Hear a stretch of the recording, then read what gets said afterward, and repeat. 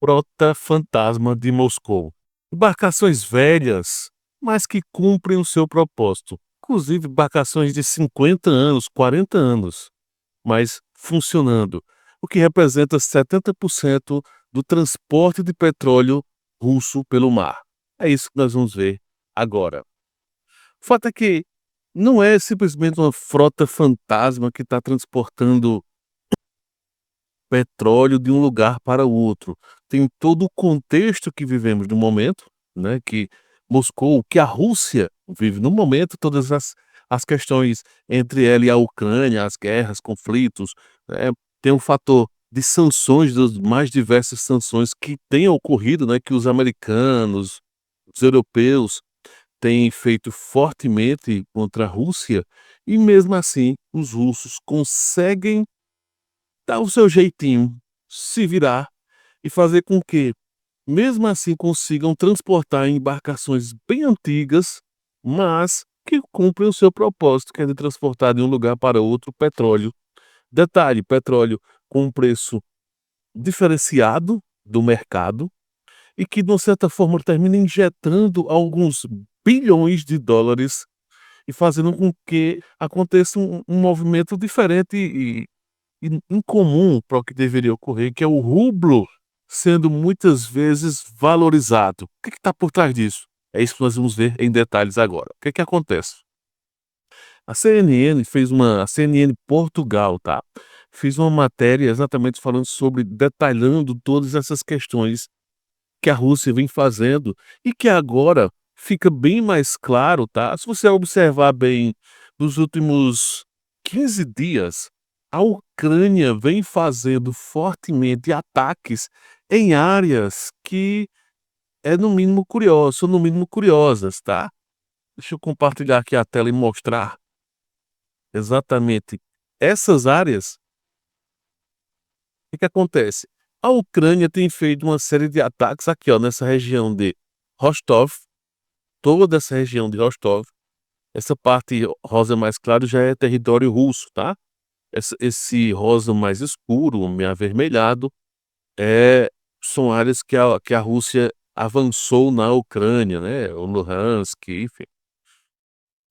E o fato então que a Ucrânia tem feito ataques consideráveis aqui nessa região, tá bom?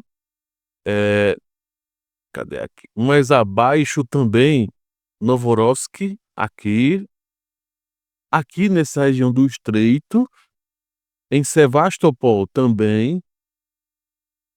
Todos esses lugares, tá? Sochi,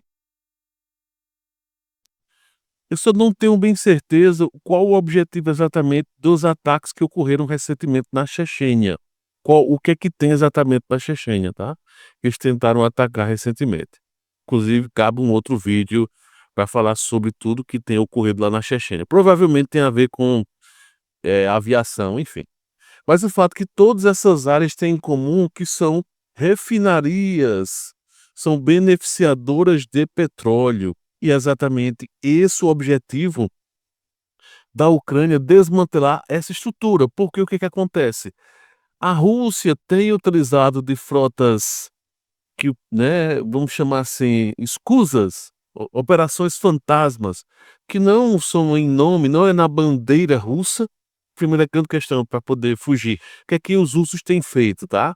Segundo a matéria escrita por João Guerreiro Rodrigues, né, da CNN Portugal, eh, a frota sombra é absolutamente indispensável, né, segundo a matéria aqui. A razão pela qual a Rússia é capaz de vender tanto petróleo é devido ao acesso a essa frota.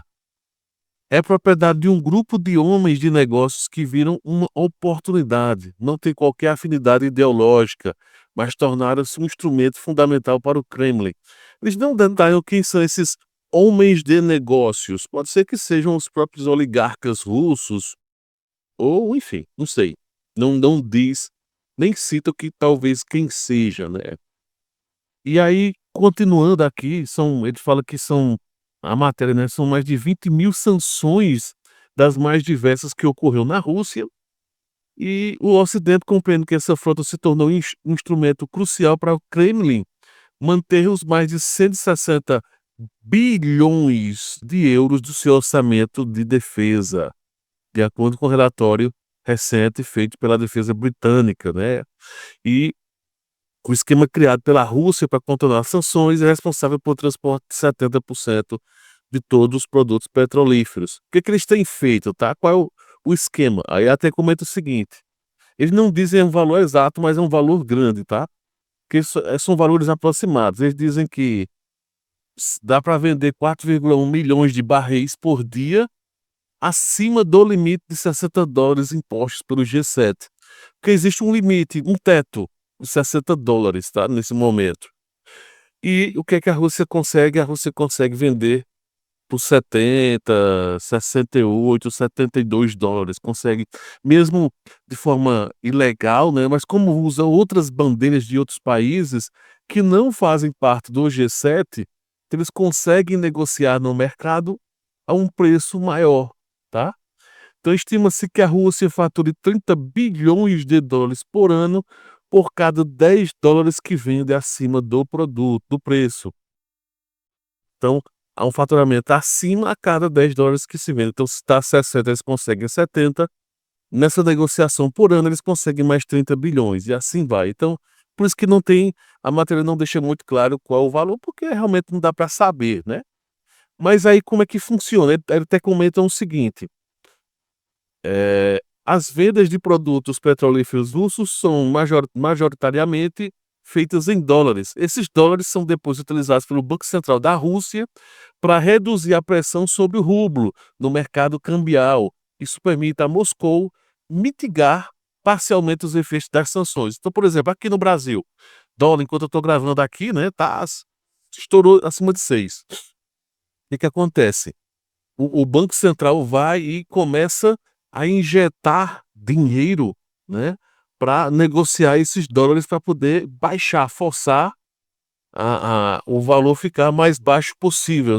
Então essa negociação é feita com dólares, que o Banco Central tem de reserva. Então eles vão e injetam, começam a negociar compra e venda, venda e compra, né, alguns bilhões. Então os russos fazem isso para que o rublo não fique tão ruim na fita, digamos assim. E lógico, evidentemente, utilize o restante para outras operações. E como é que funciona basicamente? Ele até comenta que outros países como Coreia do Norte e Venezuela já utilizaram ou talvez ainda utilizem esse processo, esse mecanismo, tá? O que que eles falam? Eles dizem que esses navios fantasmas são de propriedades de empresas, eles chamam de opacas, né, na tradução escusas, que não cumprem as normas de segurança. E aí onde entra o detalhe: um navio petroleiro, em média, ele tem uma vida útil de 15 anos de serviço, tá? Só que o que é que o pessoal tem feito? Navios que teoricamente estariam abandonados ou estão lá em cemitério de navio com 30, 40, 50 anos de vida, eles dão um jeitinho, dão um tapazinho lá, jogam uma pintura por cima, remendam algumas coisas que tem para remendar e vão-se embora. Mesmo que ele faça um transporte mais lento, tenha que ir mais devagar, não tem problema. Por quê? Porque, de certa forma, tá já na ilegalidade, então não tem tanta pressa assim. O tempo é o menor dos problemas aqui. E aí vem um detalhe: como é que eles fazem a negociação? Hoje em dia os navios têm, como aviões, tem todo um processo de transponder, né, localizadores. E aí o que é que os caras fazem? Estão lá 2 navios, desligam o transponder deles, vão para alguma determinada área, alguma região lá, se encontram numa determinada coordenada, fazem a transação e cada um segue seu rumo. E lá na frente religam o transponder. Tá? Às vezes eles chegam a usar navios só para enganar o processo.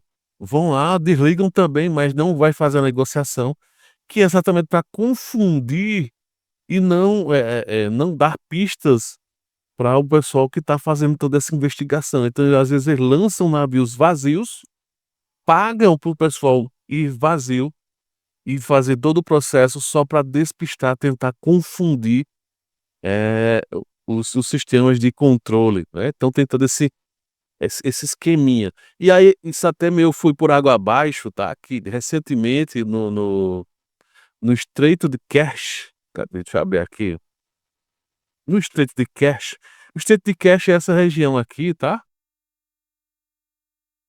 entre Crimeia e Rússia, houve um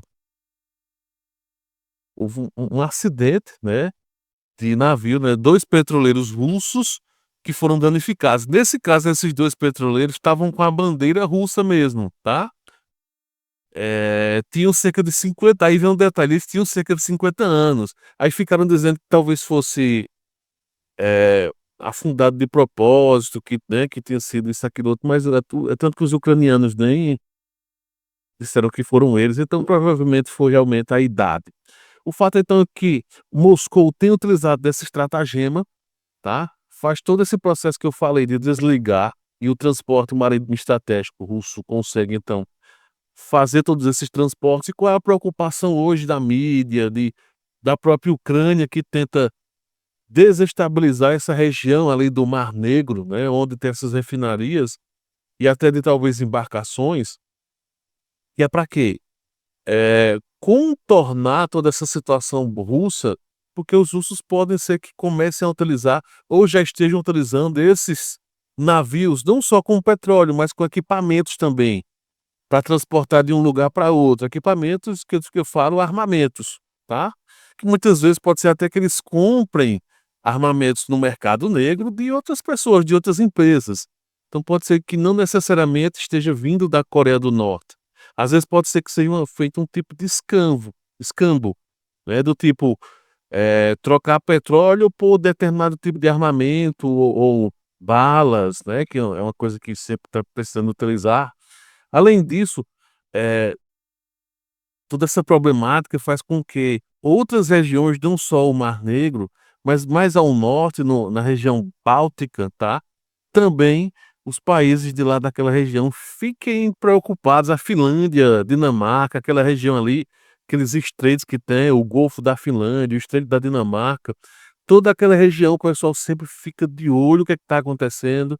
É uma complicação grande lá para, né, de tentar barrar a situação. Mas o fato então é que os russos então vêm conseguindo alguns bilhões de dólares usando sua frota, né, essa frota fantasma, então que representa 70, dizem por cima, né, que 70%, mas pode ser até bem mais do que isso.